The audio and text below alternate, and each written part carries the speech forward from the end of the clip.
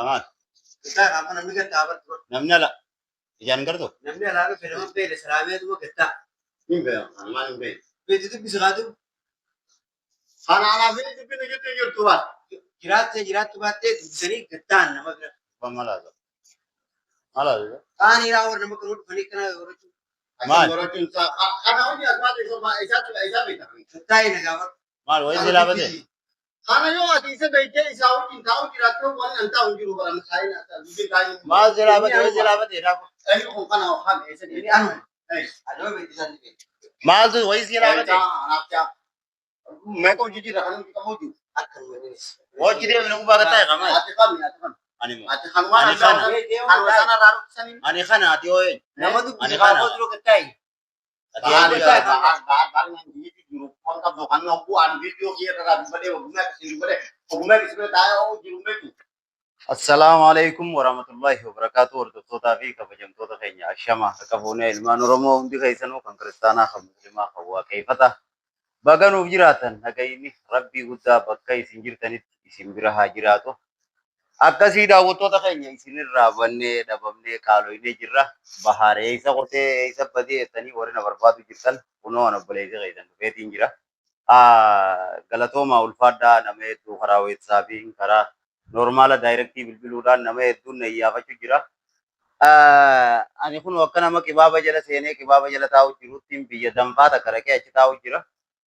Lugubbaan koyyafni akkana deemu ibidda ajaa'ibaa keessa jira.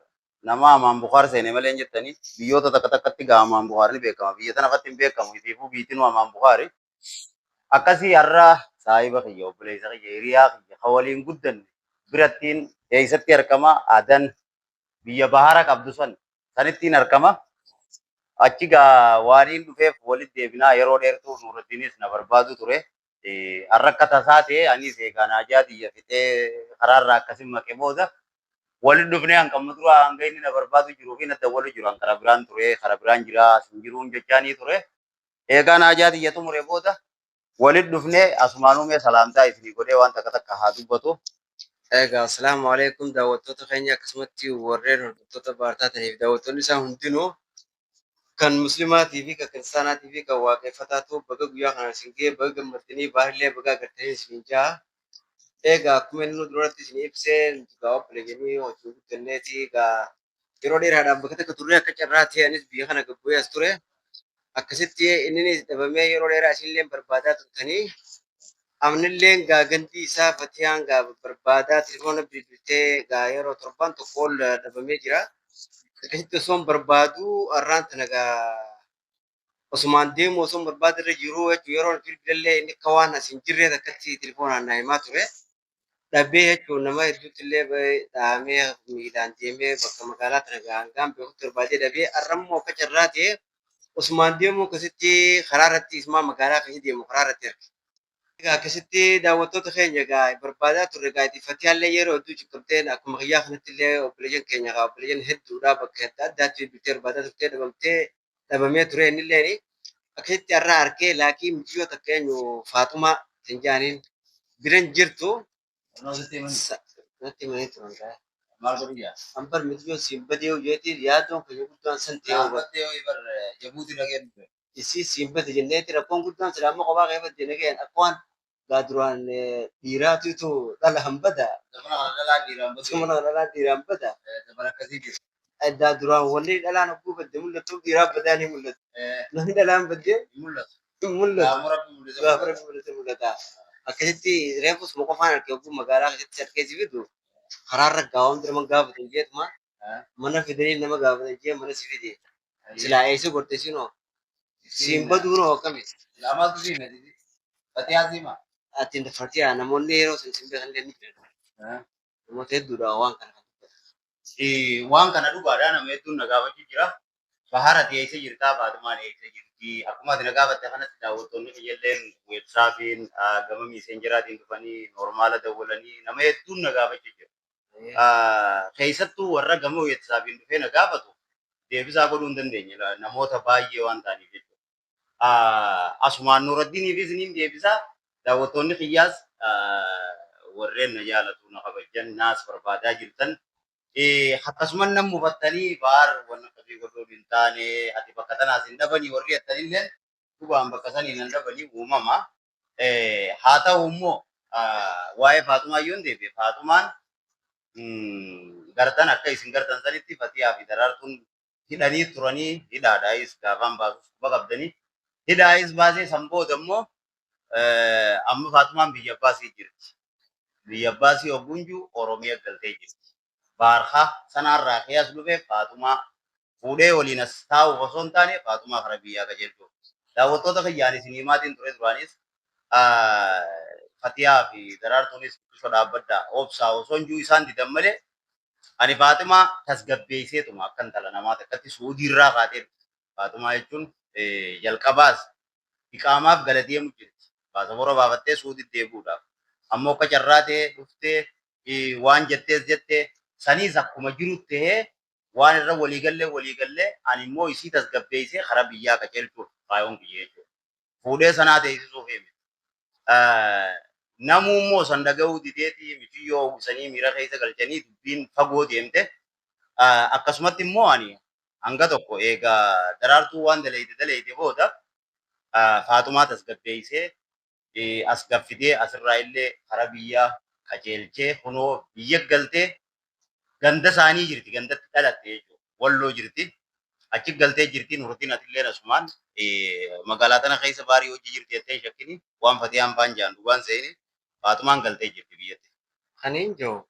Okay galeetti yoo jettu taate torbaan tokko ol eessatti baddee dhabamteedha barramma. An ol deemuun deemu mallee. Yoo galchuu deemtallee galchuuf hin deemaan hin turre. Sawwaan san yeroo sanitti galchuuf hin deeman jalqabaa isaa galtuu jee amanuu didan. Ammallee eegumaan biyyatti isin galtee harkanii jeenu see malee dhugaan amma atan keessa hopmaan taa'u jira.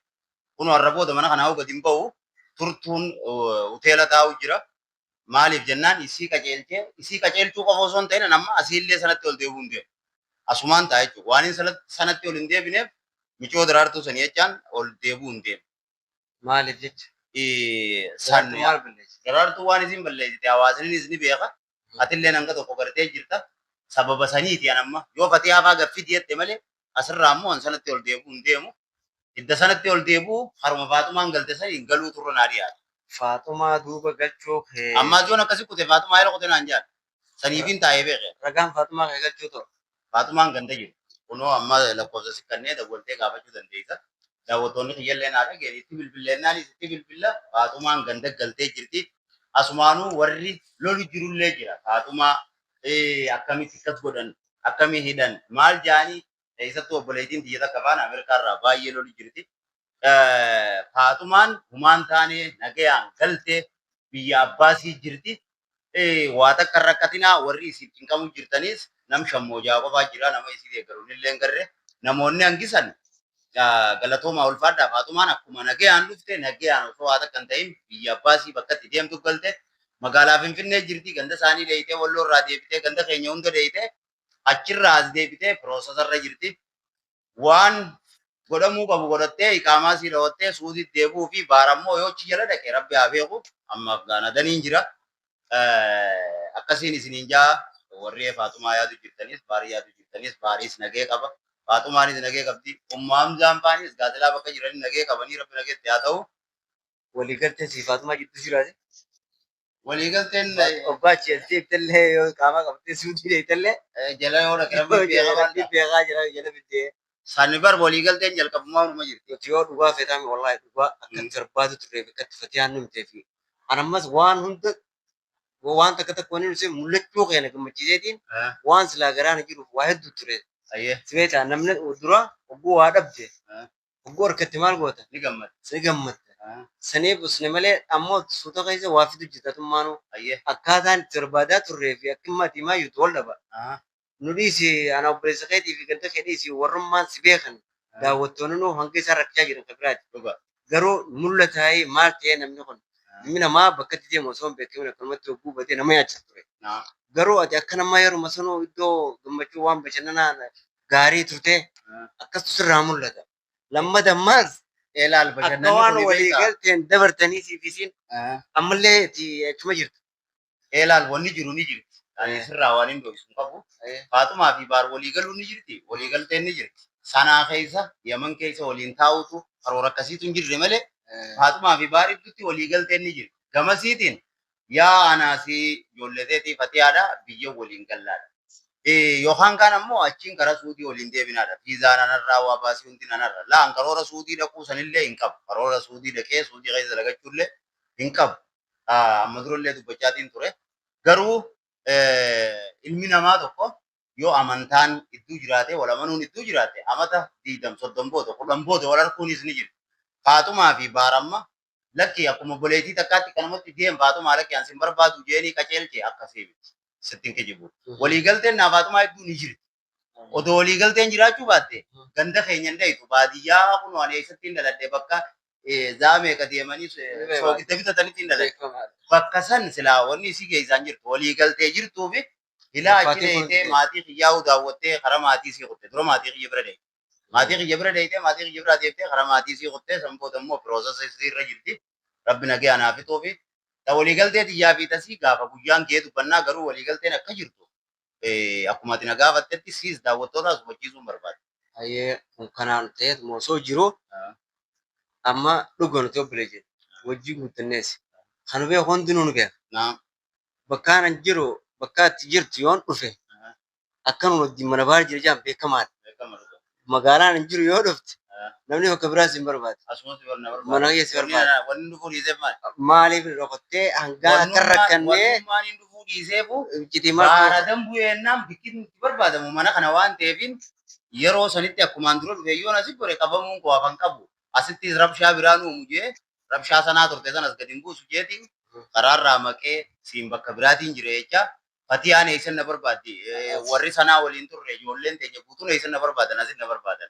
Sanii jechaan karaarraa maqeen asumaan qalladhee si bira mana odumaan beeku jechuudha. Firraa si eegaa akkasi kutee kunoo guyyaa 11 eega faatumaan ganda deeyitee maal jette amma kun ulaa tana dura deemu kaatina dhuftes barbaadaan deemanii fi amma ajaati jafitadhee na qabanii sumaatii miti jeetiin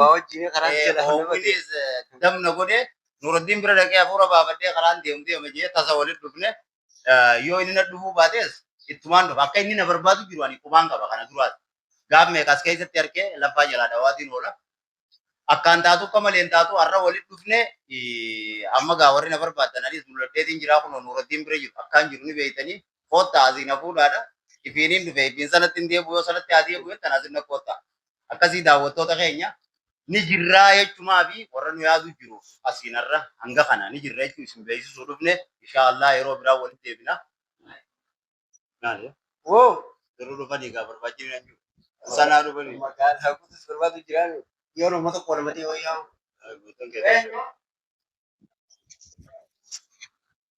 Akkasii daawwattoota keenya viidiyoon dheerattee jirti ni goolabna. Ani nagayaan qabaa.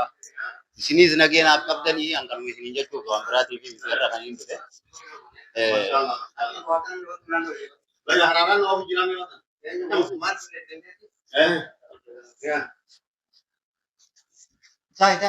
Maali jalaan maali?